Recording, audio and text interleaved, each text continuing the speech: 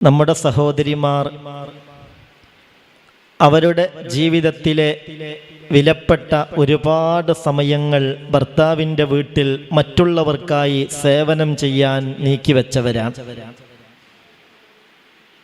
സ്വന്തം വീട്ടിൽ ജോലി ചെയ്യുന്നതിനേക്കാൾ സൂക്ഷ്മതയിലും പേടിയിലും സഹോദരിമാർ സാധാരണ ജോലി ചെയ്യുന്നത് ഭർത്താവിൻ്റെ വീട്ടിലായിരിക്കും.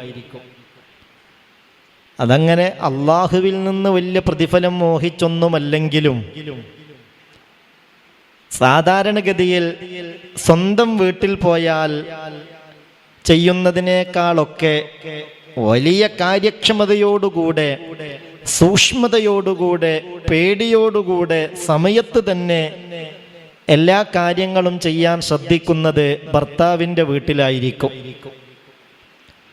സ്വന്തം വീട്ടിൽ പോയാൽ സ്വാഭാവികമായും വല്ലാത്തൊരാശ്വാസവും ഇനി ജോലിയൊന്നും ചെയ്തിട്ടില്ലെങ്കിലും അതിൻ്റെ പേരിൽ ഒരാശങ്കയുമില്ലാത്ത അവസ്ഥയാണ്.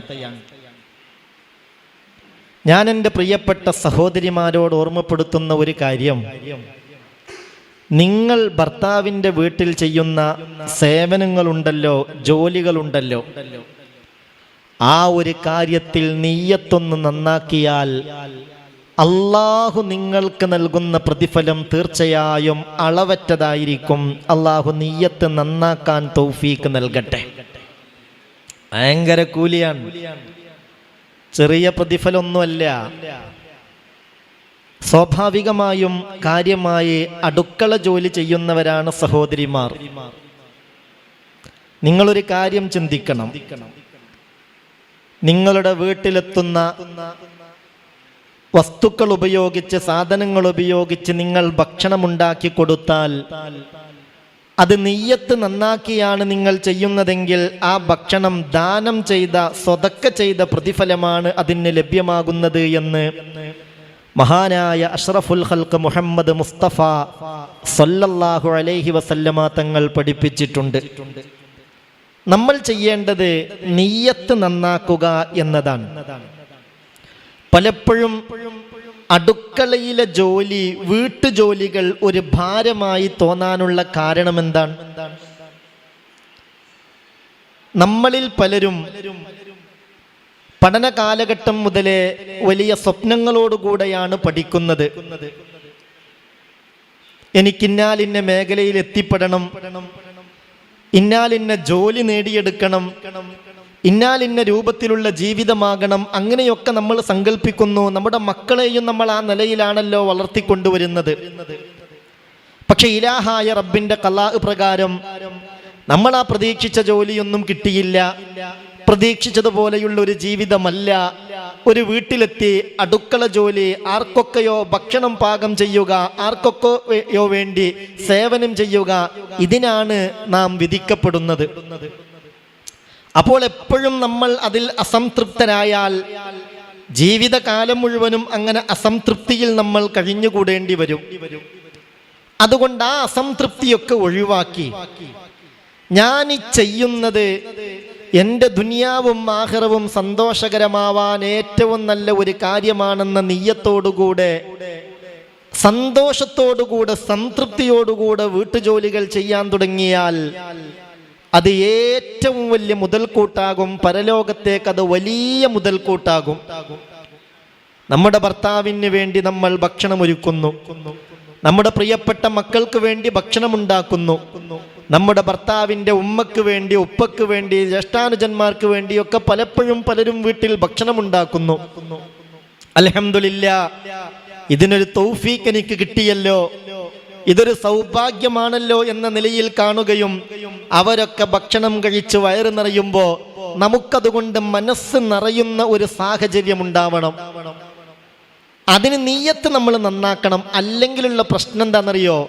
ഇതൊക്കെ ചെയ്യേണ്ടി വരികയും ചെയ്യും. ദുനിയാവിലും ആഖിറത്തിലും അതുകൊണ്ടൊരു സന്തോഷം കിട്ടാത്തൊരു സാഹചര്യം ഉണ്ടാവുകയും ചെയ്യും. അള്ളാഹു കാത്ത് രക്ഷിക്കട്ടെ. നമ്മൾ ഉണ്ടാക്കിയ ഭക്ഷണം മറ്റുള്ളവർ കഴിക്കുമ്പോൾ അവർക്ക് നമ്മൾ ഭക്ഷണം ദാനം ചെയ്ത കൂലിയാണ് അള്ളാഹു നമുക്ക് നൽകുന്നത്. അവരുടെ വയറ് നിറയുന്നു, മനസ്സ് നിറയുന്നു. അൽഹംദുലില്ലാ, അതുതന്നെയാണ് എൻ്റെ ഈ ജോലിയുടെ ശമ്പളം, എൻ്റെ ഈ ജോലിയുടെ പ്രതിഫലം. ആ സന്തോഷം കിട്ടിയാൽ മതി, എൻ്റെ മനസ്സ് നിറയും. ആ ഒരു നിയ്യത്തിലേക്ക് നമ്മൾ എത്തിപ്പെടണം. അല്ലാഹു റബ്ബുൽ ഇസ്സത്ത് തൗഫീഖ് നൽകട്ടെ. അപ്പോഴാണ് ഹബീബായ നബി തങ്ങൾ പറഞ്ഞത്, അയ്യുമംറഅത്തിൻ, ഏതെങ്കിലും ഒരു പെണ്ണ്. പ്രിയപ്പെട്ട സഹോദരി, പറയുന്ന ഹദീസ് ശ്രദ്ധിക്കണേ. ഹബീബായ മുഹമ്മദ് മുസ്തഫ സല്ലല്ലാഹു അലൈഹി വസല്ലമ തങ്ങളാ പറയുന്നത്, അയ്യുമംറഅത്തിൻ, ഏതെങ്കിലും ഒരു പെണ്ണ്, ഖദമത് സൗജഹാ സബഅത അയ്യാം, 7 ദിവസം ഭർത്താവിൻ്റെ വീട്ടിൽ സേവനം ചെയ്തു, ഭക്ഷണം പാകം ചെയ്തു, വീട് വൃത്തിയാക്കി, അടിച്ചു വാരി തുടച്ചു, അവിടെയുള്ള വസ്ത്രങ്ങൾ അലക്കി, അങ്ങനെയുള്ള ജോലികളെല്ലാം ചെയ്താൽ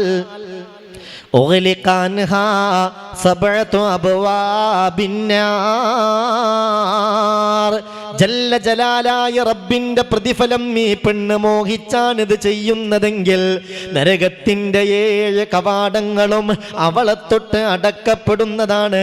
വഫുതിഹത് ലഹാ സമാനിയതു അബ്വാബിൽ ജന്ന, സ്വർഗ്ഗത്തിന്റെ 8 കവാടങ്ങളും അവൾക്കായി തുറക്കപ്പെടും.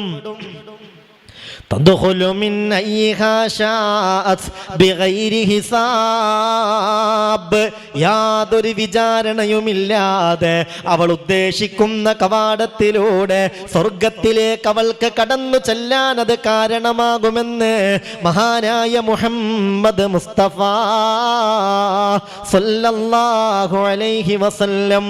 അല്ലാഹു തൗഫീഖ് നൽകട്ടെ, അള്ളാഹു തൗഫീഖ് നൽകട്ടെ. നിങ്ങൾ ചിന്തിക്കൂ, നിങ്ങൾ ആലോചിക്കൂ, വീട്ടിൽ സാധാരണഗതിയിൽ ഏറ്റവും ആദ്യം എഴുന്നേൽക്കാരാറാ? ആരാണ്? ഭാര്യയാണ്, ഉമ്മയാണ് ഏറ്റവും നേരത്തെ എഴുന്നേൽക്കാറ്. മറ്റുള്ളവർക്ക് എഴുന്നേൽക്കുമ്പോഴത്തേക്ക് അവർക്ക് ചായ ഉണ്ടാക്കുക, ആവശ്യമായ വസ്തുക്കളൊക്കെ ഒരുക്കുക, മറ്റുള്ളവർക്ക് സേവനം ചെയ്യുക, ഇതല്ലേ നമ്മുടെ സഹോദരിമാർ കാര്യമായി വീട്ടിൽ ചെയ്യുന്നത്? ഏറ്റവും അവസാനം ഉറങ്ങാൻ ബെഡിലേക്ക് പോകുന്നതാരാ?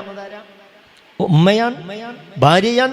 വീട്ടിലുള്ള സഹോദരിമാർ അവർ സ്വയം സമർപ്പിതരാണ് മറ്റുള്ളവർക്ക് സേവനം ചെയ്യാൻ വേണ്ടി. അത് ഏറ്റവും വലിയ ഇബാദത്താണ്. നിങ്ങൾ നിങ്ങളുടെ നാവിനെ ഒന്ന് നിയന്ത്രിച്ചാൽ മതി, നല്ലത് മാത്രം പറയാൻ ശ്രദ്ധിച്ചാൽ മതി, 5 നേരം കൃത്യമായി നിസ്കരിച്ചാൽ മതി, ഭർത്താവിൻ്റെ പൊരുത്തം നേടാൻ ആഗ്രഹിച്ചാൽ മതി, കുടുംബത്തിൽ ഐക്യമുണ്ടാക്കാൻ ശ്രമിച്ചാൽ മതി. തീർച്ചയായും നിങ്ങളായിരിക്കും പരലോകത്ത് വിജയികളിൽ ഉൾപ്പെടുന്നത്. അല്ലാഹു തൗഫീഖ് നൽകട്ടെ. ആമീൻ പറഞ്ഞേക്ക്. അല്ലാഹു തൗഫീഖ് നൽകട്ടെ. ഒരുപാട് സേവനങ്ങളാണ് മറ്റുള്ളവർക്ക് വേണ്ടി സഹോദരിമാർ ചെയ്യുന്നത്. വീട്ടിൽ ഭർത്താവ് ഒരു ദിവസം ഇല്ലെങ്കിൽ, അല്ലെങ്കിൽ ഭക്ഷണം കഴിക്കാൻ ആണുങ്ങളില്ലെങ്കിൽ, പിന്നെ ആ വീട്ടിൽ മര്യാദക്ക് ഭക്ഷണം പോലും പാകം ചെയ്യാൻ സഹോദരിമാർക്ക് മടിയാണ്. ഉള്ളത് കൊണ്ട് അഡ്ജസ്റ്റ്മെന്റ് ചെയ്യും. രാത്രിയുള്ള ചോറ് ബാക്കിയുണ്ടെങ്കിൽ ഇനി നേരം വെളുക്കുമ്പോൾ ആണുങ്ങളാരും കഴിക്കാനില്ലെങ്കിൽ നമുക്കതങ്ങ് ചൂടാക്കി കഴിക്കാം, അതന്നെ ഉച്ചക്കും കഴിക്കാം. ആ നിലയിൽ അഡ്ജസ്റ്റ്മെന്റ് ചെയ്യും. അപ്പോൾ നമ്മൾ സ്വയം സമർപ്പിതരായി മറ്റുള്ളവർക്ക് വേണ്ടി ഒരുപാട് ത്യാഗങ്ങൾ ചെയ്യുന്നുണ്ടല്ലോ. റഹ്മാനായ റബ്ബ് അതൊക്കെ സ്വീകരിക്കട്ടെ. അതൊക്കെ വലിയ ഇബാദത്താ. ഒരൊറ്റ ഗ്ലാസ് പച്ചവെള്ളം കൊടുത്ത കാരണത്താൽ സ്വർഗം നരകത്തിലേക്ക് പോകാൻ സെഫ് കെട്ടി നിൽക്കുന്നിടത്ത് നിന്ന് സ്വർഗത്തിലേക്ക് പോകുന്നു പറഞ്ഞിട്ടില്ലേ മുഹമ്മദ് മുസ്തഫ സല്ലല്ലാഹു അലൈഹി വസല്ലം? ഏതോ ഒരു മനുഷ്യന് പച്ചവെള്ളം കൊടുത്ത കാരണത്താലാണ് അങ്ങനെ നരകത്തിലേക്ക് പോകാൻ ഒരുങ്ങി നിൽക്കുന്നിടത്ത് നിന്ന് ആ സ്വർഗക്കാരൻ്റെ ശഫാഅത്ത് കൊണ്ട് അള്ളാഹു ഇയാൾക്ക് സ്വർഗം കൊടുക്കുന്നതെങ്കിൽ, അന്യ ആളുകൾക്ക് കൊടുത്താൽ പോലും അങ്ങനെ വലിയ പ്രതിഫലം കിട്ടുമെങ്കിൽ അവനാൻ്റെ കുടുംബത്തിൽപ്പെട്ടവർക്ക് കൊടുത്താൽ അതിന് കിട്ടുന്ന കൂലി എത്രയായിരിക്കും? പക്ഷെ ഒരു കാര്യമുണ്ട്, മടി പാടില്ല. അടുക്കളയിലേക്ക് ഇറങ്ങാൻ ഒരു വീട്ടിൽ സ്ത്രീ മടി കാണിച്ചാൽ ആ വീട്ടിൽ ദാരിദ്ര്യം കൊണ്ടുള്ള പരീക്ഷണമുണ്ടാകും. അങ്ങനെയാണ് കൂട്ടമായ കുടുംബജീവിതം നയിക്കുമ്പോൾ ഇന്ന് അവൾ എടുക്കട്ടെ, ഇന്ന് അവൾ കാച്ചട്ടെ, ഇന്നലെ ഞാനല്ലേ ചെയ്തത്, അങ്ങനെ ചിന്തിക്കുന്നതിന് പകരം ഇന്നും റബ്ബേ ഇതിൻ്റെ പ്രതിഫലം എനിക്കു തന്നെ കിട്ടണം, ഞാനാവണം ആദ്യം ചെയ്യുന്നത്, ആ ഒരു ചിന്താഗതി ഉണ്ടായാൽ ആയുസ്സിൽ ബറക്കത്തുണ്ടാകും, ജീവിതത്തിൽ സന്തോഷം ഉണ്ടാകും. അതൊരു വലിയ മുതൽക്കൂട്ടാകും. എല്ലാത്തിലും അപ്പുറം ആഖിറത്തിലേക്ക് വലിയ മുതൽക്കൂട്ടാകും. ഈ പറഞ്ഞ കാര്യങ്ങളൊക്കെ അർഹിക്കുന്ന ഗൗരവത്തോടുകൂടെ ശ്രദ്ധിക്കണമെന്ന് സാന്ദർഭികമായി ഓർമ്മപ്പെടുത്തുകയാണ്. അല്ലാഹു റബ്ബുൽ ഇസ്സത്ത് നമ്മളെ സഹായിക്കട്ടെ.